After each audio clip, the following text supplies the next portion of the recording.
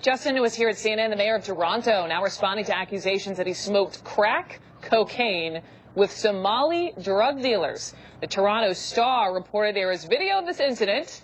Well, Rob Ford just broke his silence. Here he is. Well, good afternoon, everyone.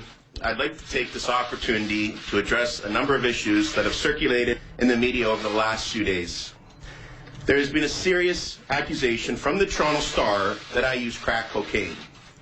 I do not use crack cocaine, nor am I an addict of crack cocaine. Folks, with the explosion, the most recent explosion of the mayor of Toronto up here in my neck of the woods up here in Canada.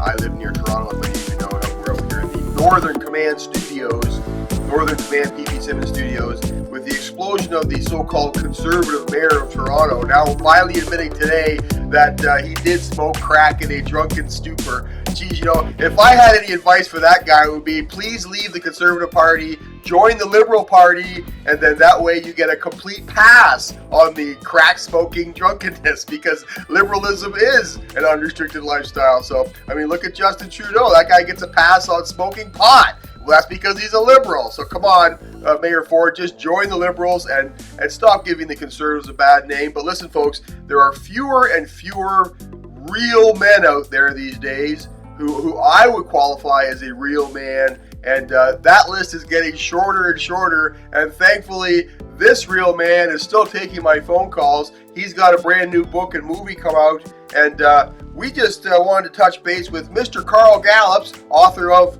The Rabbi Who Found Messiah, and the guy who stars in the movie that is related to this book. Mr. Carl Gallups, are you there? I'm here, Mike. Thank you for that grand introduction. God bless you. Well, I'm not gonna get you involved with Canadian politics here. I just want to find out what's happening with your book. It's risen up in the Amazon rankings. It's making a big splash out there. What's going on? Well, it is, and all praise and glory I give to the Lord. You know, I wrote a book last year, The Magic Man in the Sky, Effectively Defending the Christian Faith, that just became a blockbuster bestseller. And this year, I've written this book entitled The Rabbi Who Found Messiah. It's the story of Yitzhak Kaduri. And right now, tonight is the premiere night. The book officially opens and was released to the public today, November 5th. Wow. And I haven't done a single television or radio massive interview on it yet, but all of that's being lined up by the publishers. And I made that point to say that even right now, it's ranking 1,900 out of 14 million books, and it's ranking number one in bestseller in 3 different categories, and that's without really doing any kind of major media outing on it, which all of that will come in the weeks and months to come. But good gracious, people are really interested in this, Mike. This is an amazing topic. The media tried to shut this story down, and what we've done, we've opened it back up in a book and a movie, and it's going crazy already. Yeah, I've noticed some of the reviews on Amazon. People, what is the reaction out of the Jewish community? I read the book, I watched the movie, and I'm telling you, it was fairly done. You're not making any dogmatic assertions one way or the other. You're just presenting a historical event fairly, an event which happened historically. We know what happened, and it's still unfolding today. And yet, there's a bit of outrage coming from the Jewish community on this, right?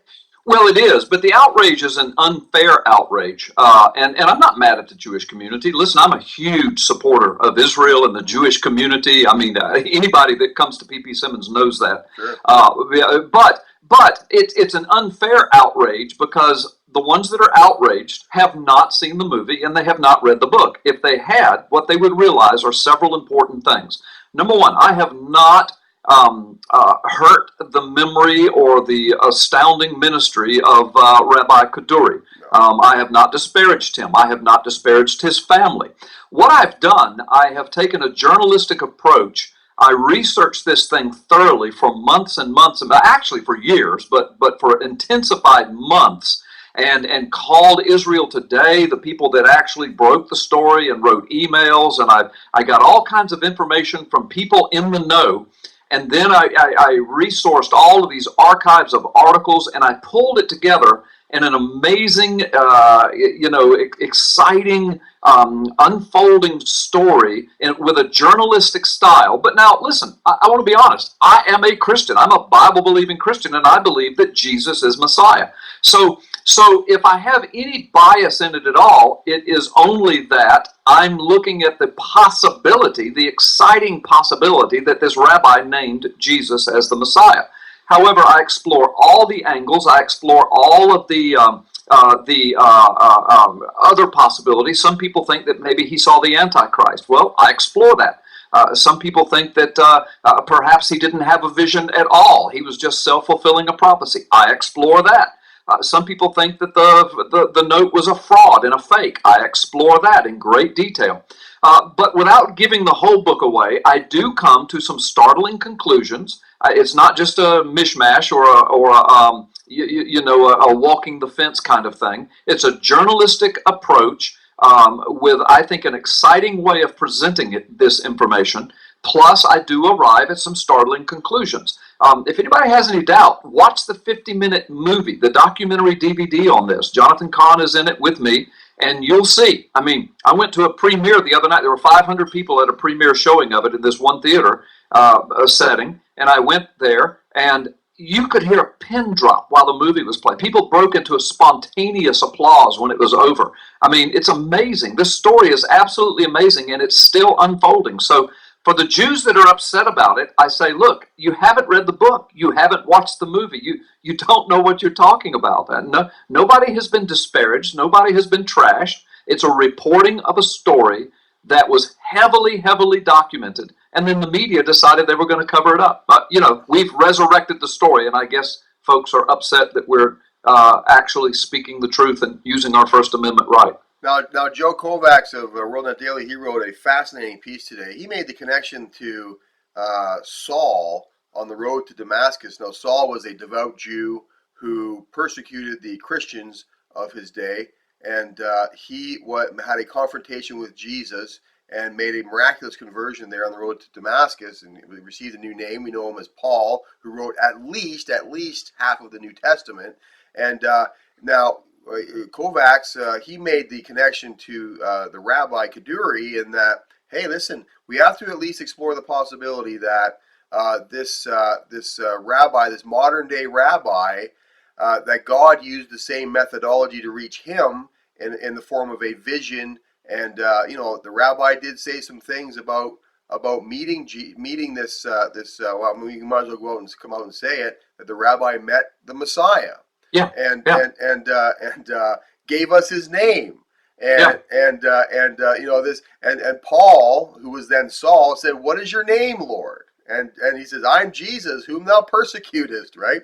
So right. The similarities here. I mean, Joe Kovacs, he made that was it. You guys need to read that article. It really is a fascinating connection between ancient days revelation of Jesus and this possible modern day connection to a rabbi meeting the Messiah. It's amazing, amazing movie, book, and idea that is not fictional, folks. This has happened. It is happening. There's way more to it than I'm telling you. You guys have to get this material. Yeah, and thank you, Mike. You have very well stated, and that's true. I mean, listen.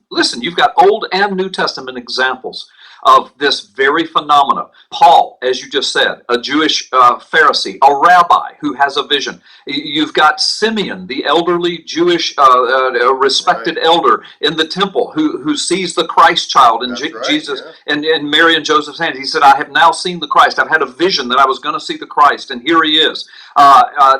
There was a synagogue ruler in the book of Acts, I can't remember his name, who through the preaching of Paul had a vision that Jesus was the Messiah and received Christ as Savior. The book of Acts talks about Pharisees coming to Jesus Christ as Savior and Lord, Sadducees, priests coming to Jesus Christ as Savior and Lord. The book of Acts says that. Now, you get to the Old Testament, and you've got Isaiah having a vision in Isaiah 53 of the crucified Messiah.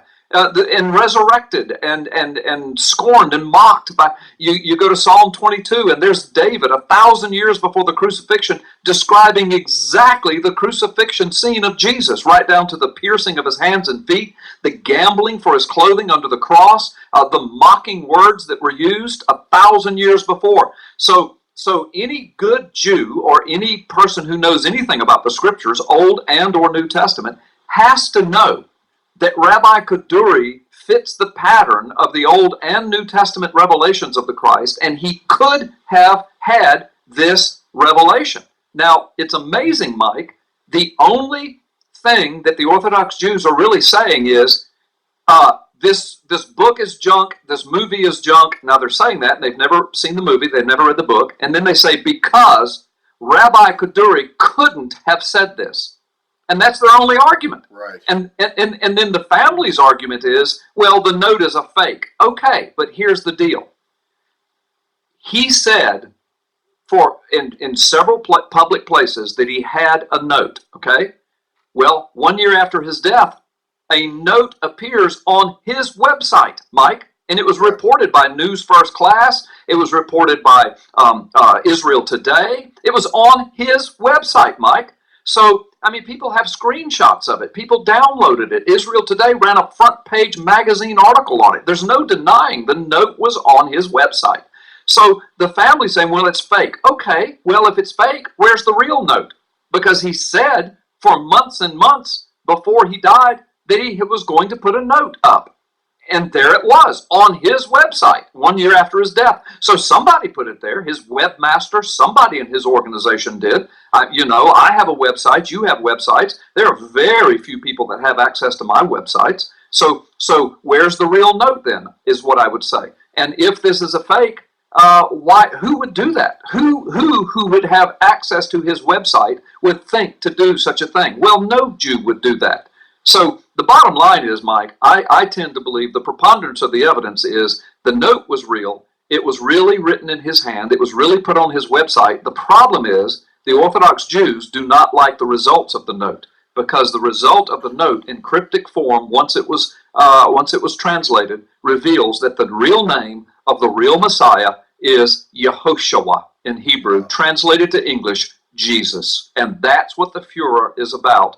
That's why folks are mad that this book and movie has been produced, because we're reopening the story that the media buried. Well, listen, we're up against a hard break here, Mr. Gallops. This is amazing stuff, folks. There is more to this story. Not only did he give us the name of the Messiah, but he also told us about the dynamics that would be in play when Jesus was about to return. And we're not going to spoil it for you guys. Get the movie, get the book. Check this out for yourselves. To our Jewish friends, we love you. We want you to see that the same Messiah that's coming for you this time, he's already been here, folks, and he died for you, just like on the Day of Atonement when the sacrificial lamb had to be killed.